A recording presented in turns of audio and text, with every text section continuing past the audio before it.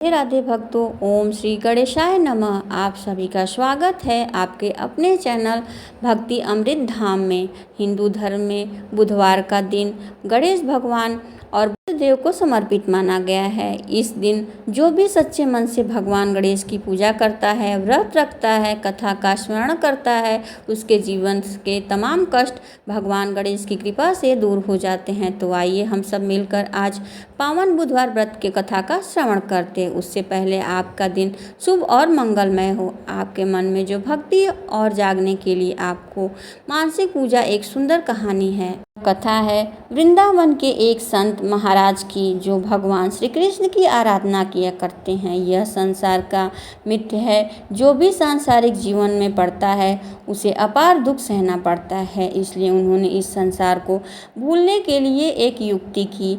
अपने मन को निरंतर एक क्षण श्री कृष्ण की भक्ति में रमाए रखा।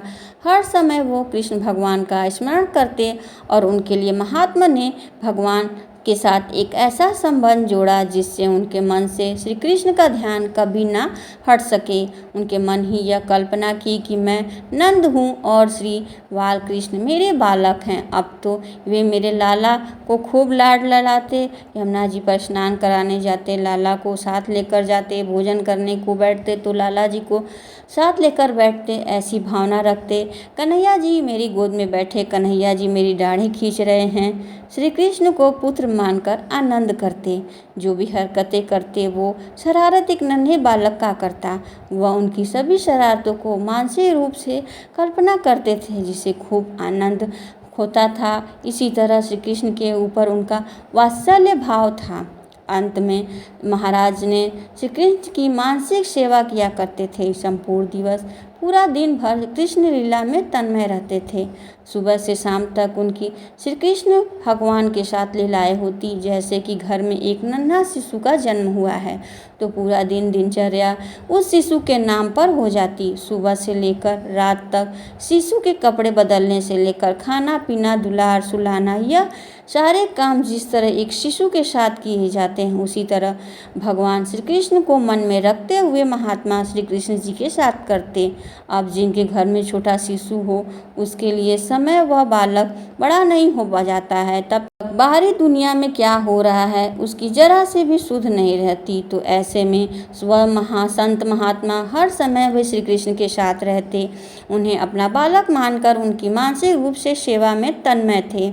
आसपास लोग क्या हो रहा है उन्हें कुछ भी नहीं पता था। इतना चिंतन करने का उनको कोई अवसर न मिले, इसलिए वे हमेशा मानसिक रूप से श्री कृष्ण को स्मरण किया करते थे। अक्सर मन को शांति बनाए रखने के लिए जो मन में आता वो भक्ति भाव से करते, लेकिन अगर किसी खास लीला के साथ अपने मन में भक्ति से जोड़ा जाए तो वह भक्ति सहज की प्राप्ति हो जाती है। भगवान की कृपा भी सहज ही प्राप्त हो जाती है। इसके लिए भगवान के साथ संबंध स्थापित करना होता है। आप चाहे वह पिता पुत्र का हो या माता पुत्र का हो या सखा भाव हो, प्रेमी का भाव हो, कैसा भी भाव हो, जब तक भगवान के साथ संबंध नहीं बढ़ेगा तब तक उनका आपसे कोई संबंध नहीं है, वह प्रगाढ़ नहीं है।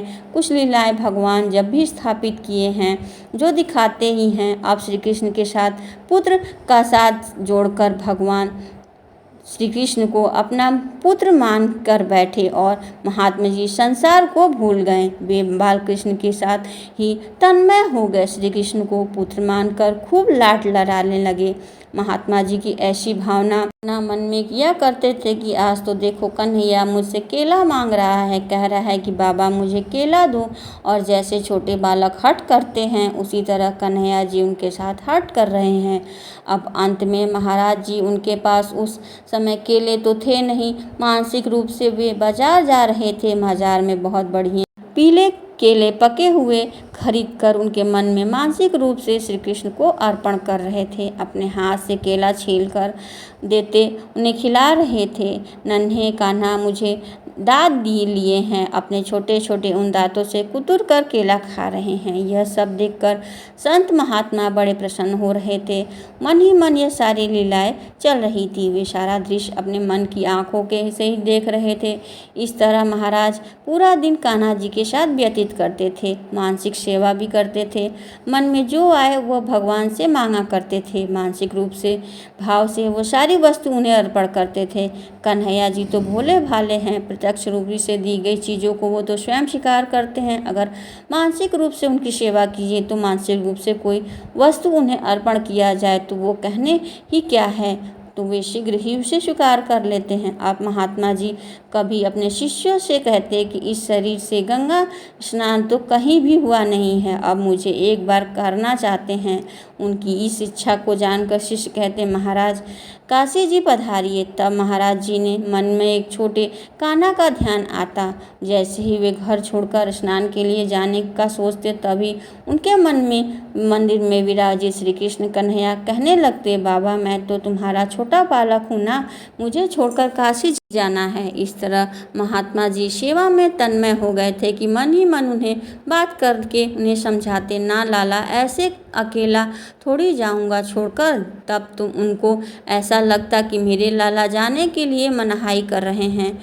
मेरे कान्हा अब बहुत छोटे हैं, मैं अपने कान्हा को लेकर घर में अकेला छोड़कर नहीं जाऊंगा। यात्रा करने से कैसे चलूंगा, मुझे लाला को छोड़कर नहीं जाना, ना होता तो स्नान ना सही। महात्मा धीरे समय बीतने लगा, वे बूढ़े हो गए, परंतु संत महाराज शरीर तो वृद्ध हुआ था, परंतु उनका कन्हैया जी के प्रति अभी भी कन्हैया जी छोटे हैं, वह तो बड़ा हुआ ही नहीं है। उनका प्रभु ने बाल भाव स्थिर हो रहा था। जो कृष्ण की मानसिक सेवा करते उनकी नज़र में उनका कन्हैया उतने ही छोटे हैं जितना वो पहले थे। उनकी सेवा में तत्लीन होते रहते थे। अब एक दिन की तरह लाला मानसिक सेवा करते करते, चिंतन करते करते, स्मरण करते करते संत महाराज मृत्यु को प्राप्त हो गए। शिष्य कीर्तन करते महात्मा को शमशान ले जा रहे थे। अब अग्नि संस्कार की तैयारी हो रही थी। इतने में एक 7 वर्ष का अति सुंदर बालक कंधे पे गंगा जल का लेकर खड़ा आया और कहा उन शिष्यों से, यह मेरे पिता हैं और मैं उनका मानस पुत्र हूँ।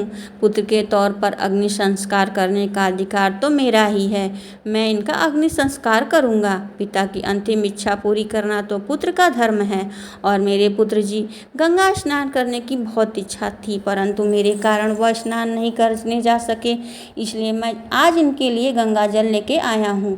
पुत्र जिस प्रकार पिता की सेवा करता है उसी प्रकार बालक ने संत महाराज की शव को गंगा से स्नान कराया। संत महाराज जी के मस्तक पर तिलक लगाया, पुष्प की माला पहनाई, अंतिम वंदन करके अग्नि संस्कार किया। सारे लोग देखते रह गए। अनेक साधु महात्मा थे परंतु किसी की हिम्मत न हो सकी वो बोल सके। अग्नि संस्कार हुआ। इधर बालक एकदम से अंतर ध्यान हो गया।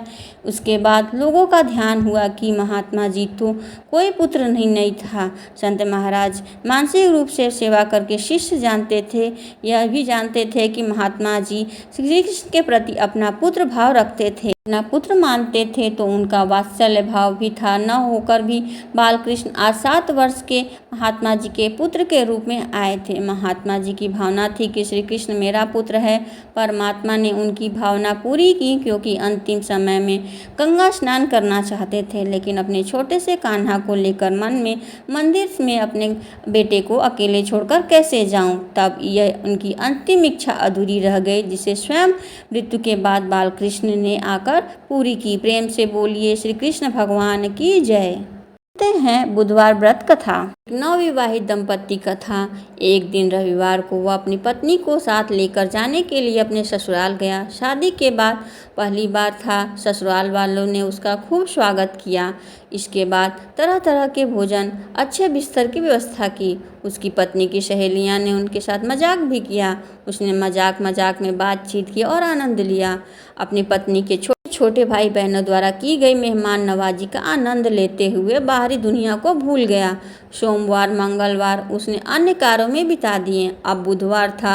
उसने अपनी सास से कहा, सासू माँ आज मुझे ज़रूरी काम है, आप मुझे अपनी बेटी को साथ लेने के लिए तुरंत भेजिए।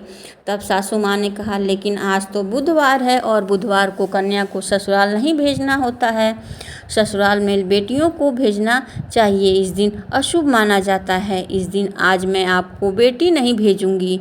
मुझे बुद्ध की कोई परवाह नहीं है, मुझे को नुकसान नहीं पहुंच सकता। बुधवार मेरे व्यापारियों के लिए बहुत शुभ होता है। दामाद ने कहा, मुझे भी घर में बहुत ज़रूरी काम है। सासू माँ ससुर ने दामाद को बहुत समझाया, लेकिन दामाद अपनी जिद पर अड़ा रहा।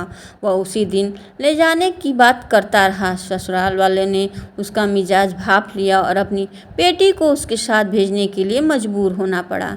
तब उन दंपत्ति के एक साथ रथ पर इंतजाम किया।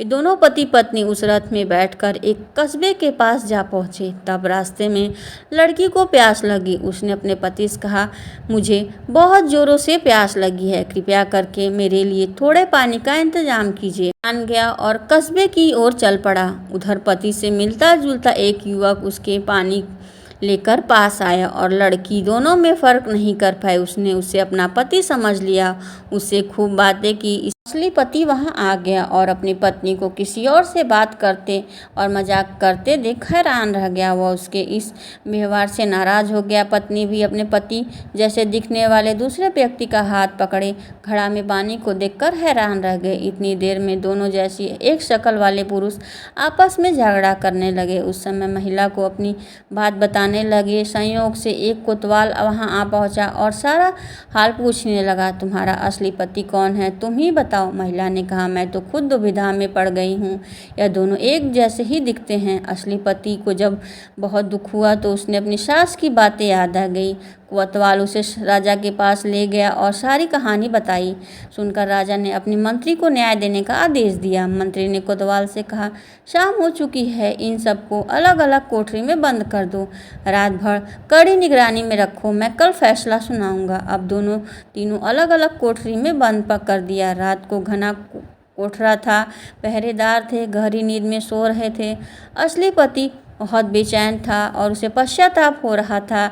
उसने बड़े जोर से कहा, मैं अहंकार और ससुराल वालों की अवज्ञा के कारण आज यही दुख भोग रहा हूँ। हे बुद्धदेव, हे भगवान, मुझे इस बार क्षमा कर दो। पहरेदार उसकी इस बात को सुन रहे थे। अगली सुबह मंत्री ने पहरेदार को बुलाया और पहरेदारों ने उन दोनों युवकों से एक एक के बारे में पूछा। मंत्री ने कहा, जिस व्यक्ति को रात में बेचैनी हो रही थी वह महिला का असली पति है और वह पत्नी को उसे सौंप देना चाहिए। वही दूसरा पुरुष जो रात भर चैन से सो रहा था वह असली पति नहीं है। अब इस प्रकार दोनों पति पत्नी को कोठरी से बाहर निकाला गया और उन्हें सम्मान के साथ विदा किया। पहरेदार जब दूसरे युवक के पास गया तो वह ताला लगा होने के बावजूद कोठरी के भीतर खाली था। उन्होंने यह बात जानकर मंत्री को बतलाई। मंत्री यह जानकर हैरान रह गया, कोठरी के बाहर ताला लगी है तो वह कैसे भाग सकता है। तब वरिष्ठ मंत्री मुस्कुराए और उन्हें पूरी बात बताई। मंत्री मुस्कुराते हुए बोले, लापता कैदी कोई और नहीं, बुद्धदेव थे। बुद्धदेव बुधवार को शासन करते हैं और इस व्यक्ति ने बुध के दिन अधिकार को चुनौती दी और बुद्धदेव को बुरा लग गया, इसलिए उन्होंने सबक सिखाने के लिए उसके पति का वेश धारण करके आया है और बृहस्पतिवार को शासन करते हैं। बुध ठीक सूर्योदय के समय गायब हो गए, इसलिए डरो मत पहरेदारों, इसमें कोई दिक्कत नहीं है। अब राजा अपने मंत्री के फैसले से प्रसन्न थे।